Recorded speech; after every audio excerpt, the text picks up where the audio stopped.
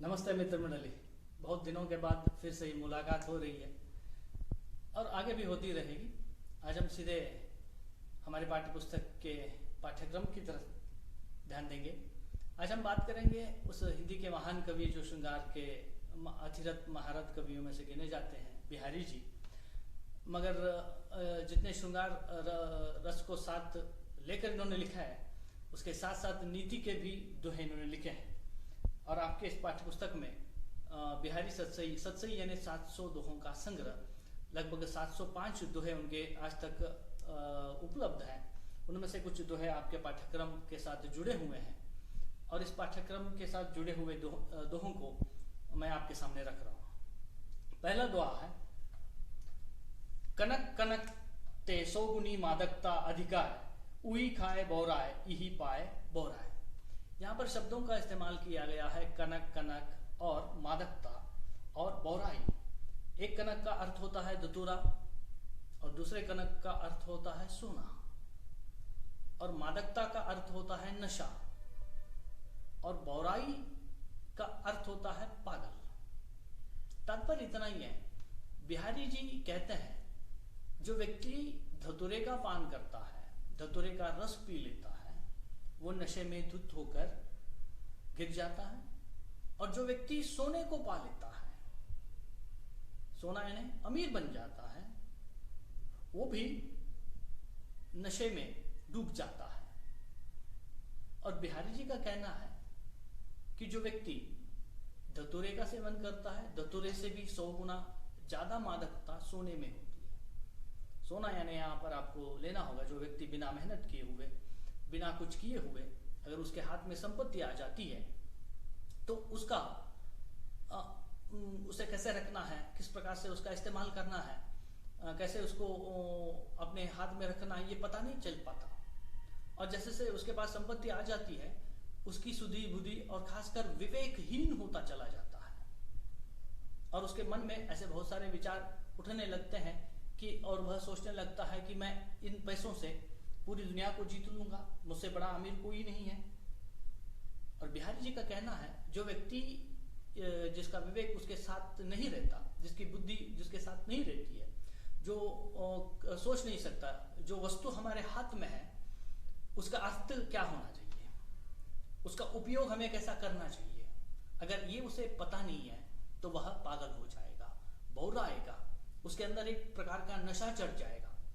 अगर कोई धतूरे के रस को पी लेता है तो कुछ घंटों में उसका नशा उतर जाता है, मगर जब कोई व्यक्ति सोना पा लेता है, जब बिना मेहनत किए हुए वह अमीर जब बन जाता है, उस अमीरी का नशा उसे उतरता नहीं है, क्योंकि उसकी विवेक बुद्धि जो है दूर चली जाती है। वह अपने आप को बड़ा समझने लगता है और उसे यह पता नहीं रहता है कि उसके पास जो वस्तु है, जो पैसा है, जो अमीरी है, उसका प्रयोग कहाँ पर करना चाहिए, उसका वास्तविक अर्थ क्या है, ये उसे बिल्कुल पता नहीं चलता। और इसका भाव इतना ही है कि जो व्यक्ति कोई भी चीज मान लीजिए आपके पास है, अगर पैसा मान लीजिएगा, सोना मान लीजिएगा, कोई गाड़ी मान लीजिएगा, कोई भी चीज हो सकती है, उसका उपयोग हम कैसे करें, उस उपयोग के बारे में आप नहीं जानते हैं तो आपकी बुद्धि काम नहीं कर रही है, आप विवेकहीन हो चुके हैं। आराम से अगर करोड़ों रुपए मिल गए तो विवेक और बुद्धि के साथ उसका प्रयोग करना चाहिए। बिना मेहनत किए अगर मिलते हैं तो इंसान की बुद्धि भी बुद्धिहीन हो जाता है, विवेकहीन हो जाता है और वह समाज से कुछ दूर हटने लगता है। और मित्र मंडली, यहाँ पर आपको लिखना होगा कि यहाँ पर 2 शब्दों का प्रयोग किया गया है। एक कनक कनक का 2 बार प्रयोग किया गया है और एक कनक का अर्थ होता है धतूरा, दूसरे कनक का अर्थ होता है सोना, मैंने कह दिया।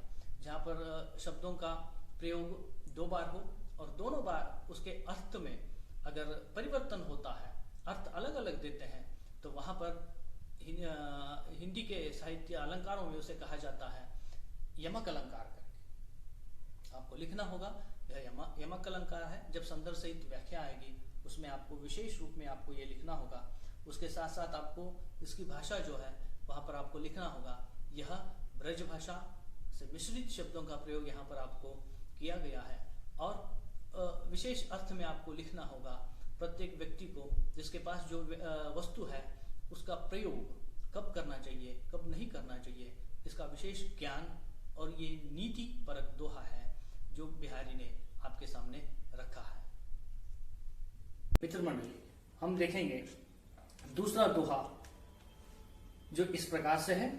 अति अगाधु अति याथरो नदी कूप सरुबाई, सो ताकू सागरो जहां जाकी प्यास बुझाई। तात्पर्य इसका यही है, जैसे कि मैंने आपको कह दिया था, सागर में गागर भरने वाला काम यहां पर कहते हैं। पानी मिलने के स्रोत जो हैं आपके लिए नदी है, सागर है, कुआं है, तालाब है, ये सभी जो है पानी के स्रोत हैं। आप कहीं पर भी जाइएगा मगर समुद्र में जाएंगे तो आपकी प्यास नहीं बुझेगी। कुएं से आप प्यास बुझा सकते हैं, सरोवर से आप प्यास बुझा सकते हैं, नदी से प्यास बुझा सकते हैं, मगर बिहारी जी का कहना है, और एक बार पढ़ूंगा इसे, अति अगाधु अति आथरो नदी कूप सरुबाई, जो ताको सागरू जहां जाकी प्यास बुझाई। तात्पर्य इसका इतना ही है, इस संसार में व्यक्ति छोटे होते हैं, बड़े होते हैं, अमीर होते हैं, गरीब होते हैं, सबकी अपनी अपनी अपनी समस्याएं होती हैं। जिस व्यक्ति का संकट कह लीजिएगा या समस्या कह लीजिएगा, जो व्यक्ति उसका हरण करता है या जो उसकी संकट को दूर करता है, उसकी समस्याओं से परे कर देता है, वह उसके लिए सागर के समान है। सागर का तात्पर्य है कि उसके लिए वह व्यक्ति बड़ा हो जाता है। इसका भाव मैं आपको समझा दूंगा।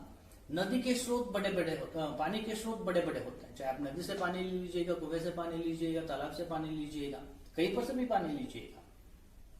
कहने का तात्पर्य इतना ही है कि बहुत सारे लोग होते हैं, मगर जब एक व्यक्ति को किसी समस्या में वह पड़ जाता है, कोई संकट में पड़ जाता है, उस समस्या से जब कोई उसे बाहर निकलता है, उस संकट से उसे जब कोई व्यक्ति बाहर निकाल देता है, वह व्यक्ति उसके लिए महान बन जाता है। उस महानता के लिए यहां पर शब्द का प्रयोग किया गया है सागर। सागर जितना बड़ा होता है उतना बड़ा वह बन जाता है। अगला दोहा देखेंगे, जपमाला छापा तिलक सरेन एकू कामो, मन कांचे नांचे तो था सांचे रांचे राम। तो भक्ति की डांबिकता के बारे में बिहारी लिखते हैं। आपने इससे पहले कबीर के दोहे को पढ़ा होगा, माला फेरे तो जुग बीता फिरान मन का फेरे। यहां पर भी बिहारी जी कहना चाहते हैं, ये जपमाला जपने से, सर पर तिलक लगाने से, छापा लगाने से भक्ति की पूर्णता नहीं हो सकती। अगर भक्ति की पूर्णता तब होगी जब पूरे भक्ति भाव से आप भगवान को याद करेंगे। और यहाँ पर एक शब्द का इस्तेमाल किया गया है, मन कांचे नांचे तो था। इंसान का मन जो होता है कांच का बना हुआ है, वो कभी एक तरह से नहीं रह सकता, इधर से उधर भटकता है, उधर से इधर भटकता है, कभी इसके बारे में सोचता है, कभी उसके बारे में सोचता है, सपने अजीब तरीके से सपने देखता है। जब जिस व्यक्ति का मन उसके साथ नहीं जुड़ा हुआ रहता है तो वो भक्ति में दाम्भिकता पा लेता है। दूसरों को दिखाने के लिए हम भगवान के मंदिर जाते हैं, मस्जिद जाते हैं, गिरजाघर जाते हैं, गुरुद्वारा जाते हैं, छापा लगाते हैं, तिलक लगाते हैं, सुबह उठने के बाद जपमाला करते हैं। और बिहारी जी का अंदरूनी अर्थ यह है कि वह कहना चाहता है, जिस भगवान की पूजा आप कर रहे हैं वह भगवान पागल नहीं है, वह आपसे भी होशियार है। वह जानता है कि आपका मन कैसा है, आपकी सोच कैसी है, आपकी विचारधारा कैसी है, आपकी बुद्धि कैसी है, आपकी मति कैसी है। तो बिहारी जी भक्ति की दाम्भिकता पर प्रहार करते हुए कहते हैं, भक्ति करना है सच्चे मन से कीजिएगा, विशुद्ध मन से कीजिएगा, क्योंकि आपका मन जो है कांच का बना हुआ है, वह टूट जाएगा, फूट जाएगा, फट जाएगा। इसलिए कहते हैं भक्ति में दाम्भिकता का कोई भी प्रभाव नहीं हो सकता। लोगों को दिखाने के लिए भक्ति मत कीजिएगा। अगर भक्ति को करना है तो पूरे मन से, भाव से, हृदय से कीजिएगा, तब भक्ति जो है समर्पित भाव में स्पष्ट रूप से भगवान को प्राप्त होगी। और इसमें भी आपको लिखना होगा, भाषा जो है ब्रज भाषा का प्रयोग किया गया है, उसके साथ साथ संस्कृत शब्दों का प्रयोग किया गया है। और विशेष के रूप में आपको लिखना होगा, भक्ति की डांबिकता पर बिहारी जी का कचोरता हुआ व्यंग्य कह लीजिएगा, या फिर इतना लिख दीजिएगा केवल व्यंग्य हुआ है करके। देखते हैं आगे।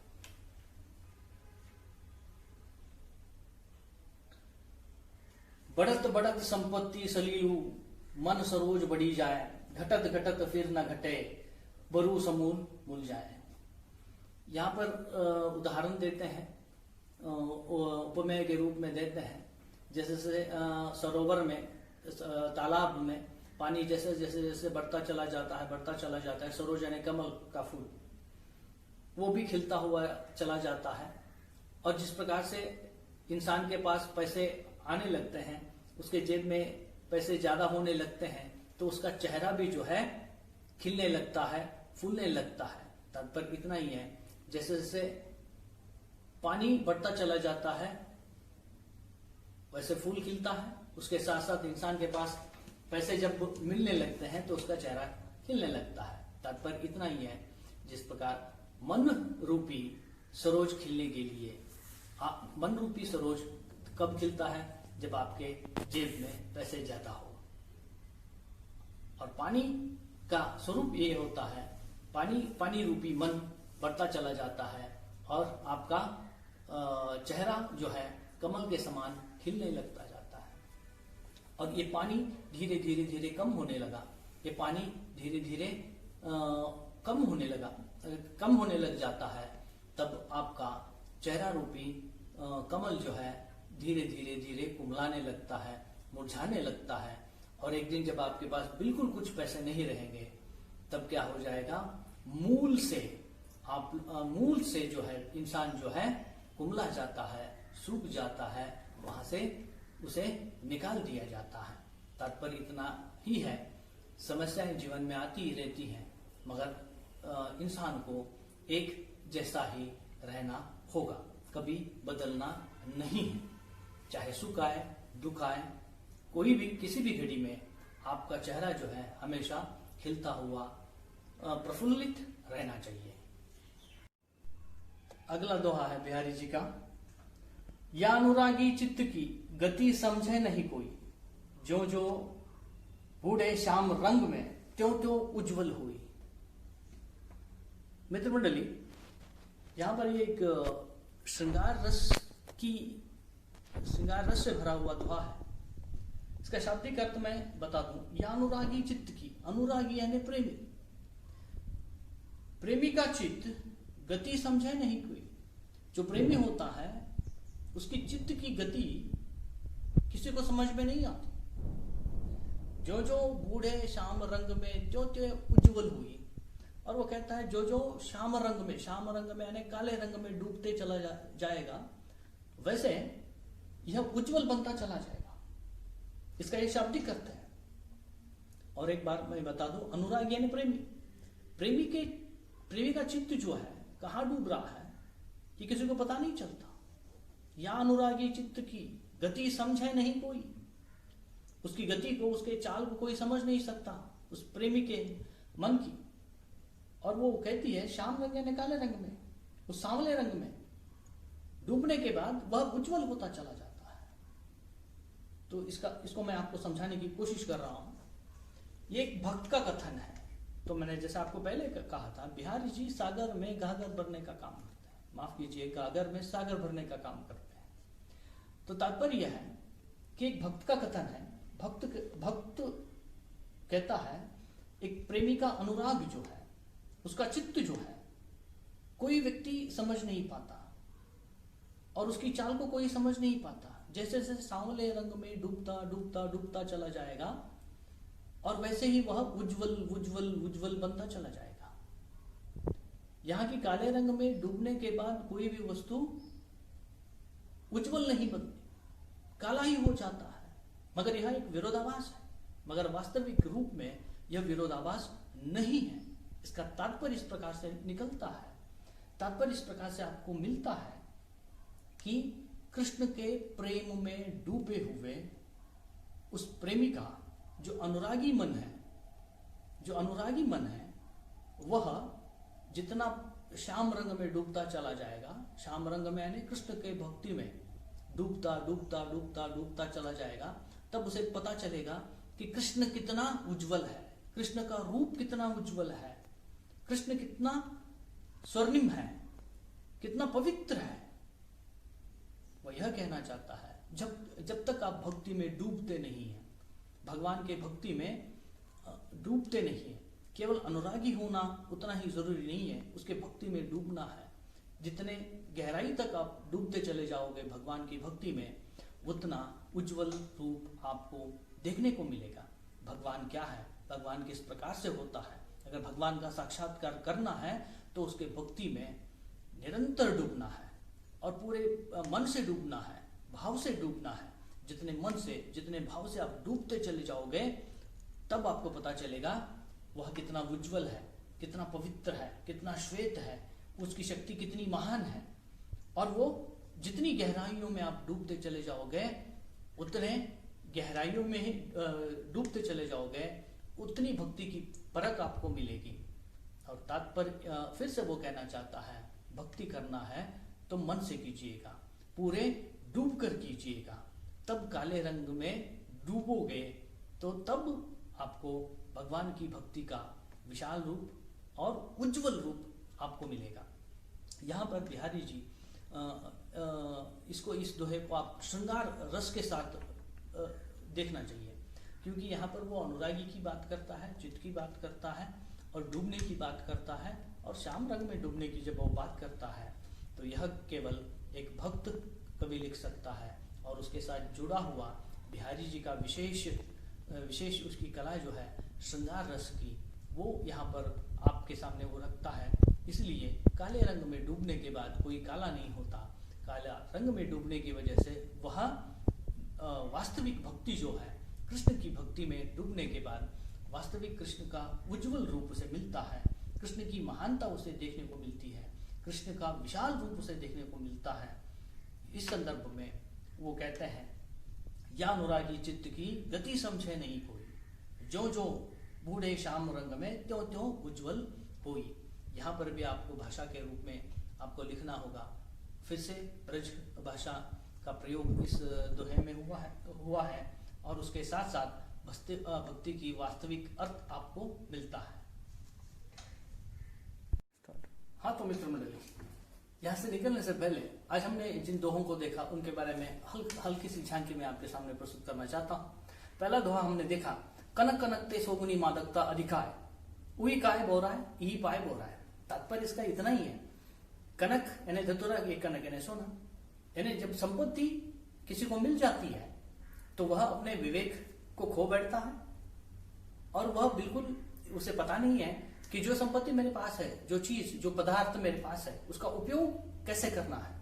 अगर वो उपयोग को करना नहीं जानता है तो वह समाज के लिए ठीक व्यक्ति नहीं हो सकता। अगर वो अपने विवेक को खो बैठता है तो उसका कोई लाभ नहीं होगा। और दूसरा दोहा हमने देखा,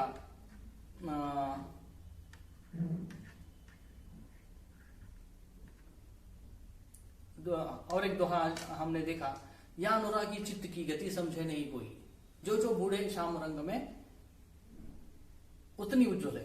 तो यहाँ पर मैंने आपको कह दिया था, श्रृंगार रस की बात यहाँ पर की जाती है कि विरोधाभास इन शब्दों में से आपको मिलता है, मगर वास्तविक रूप से यहाँ पर विरोधाभास नहीं है। एक अनुरागी यानी प्रेमी, वो कहता है कि कृष्ण के प्रेम में, कृष्ण के सांवले रंग में, कृष्ण के काले रंग में जैसे डूबते डूबते डूबते चले जाओगे, तब आपको उसका उज्जवल रूप मिलेगा। और यहाँ पर भक्ति में डूबने से ही आपको भगवान के दर्शन प्राप्त हो सकते हैं, भगवान के आकार को आप समझ सकते हैं, उसकी महानता को आप समझ सकते हैं, उसके उज्जवल रूप को ही आप समझ सकते हैं। भक्ति में डूबना नितांत अनिवार्य है। और अगला और एक दोहा हमने देखा, बढ़त बढ़त सलीलू मन सरोज बढ़ी जाए, घटत घटत फिर घटे समूलू ये हो जाए। यहां पर वो कहना चाहता है, इंसान की इच्छाएं, कामनाएं जैसे बढ़ती बढ़ती बढ़ती चली जाती हैं, उस प्रकार से उसकी सोच विचारधारा भी बदलती चली जाती है। उसके लिए वो कहते हैं, जिस प्रकार एक तालाब में पानी बढ़ता बढ़ता बढ़ता चला जाता है तो फूल, कमल का फूल खिलने लगता है, और पानी जैसे जैसे निकलता चला जाता है वह फूल समूल मुरझा जाता है, मूल रूप से मुरझा जाता है। तात्पर्य इतना ही है, जो आपके पास संपत्ति है उसमें ही हंसते खेलते रहिएगा, और अपने इच्छाओं को, कामनाओं को और जरूरतों पर ध्यान दीजिएगा। ज्यादा इच्छाएं करोगे, कामनाएं करोगे, तो आपका हंसता हुआ चेहरा, खिलता हुआ चेहरा, मुस्कुराता हुआ चेहरा जो है अपने आप मुस्कुराता ही रहेगा। अगर इच्छाओं को, कामनाओं को बढ़ाते बढ़ाते बढ़ाते जाओगे तो कितनी भी संपत्ति होने के बाद भी आप खुश से नहीं रह सकते, आपका चेहरा भी उतरता चला जाएगा। धन्यवाद मित्रों।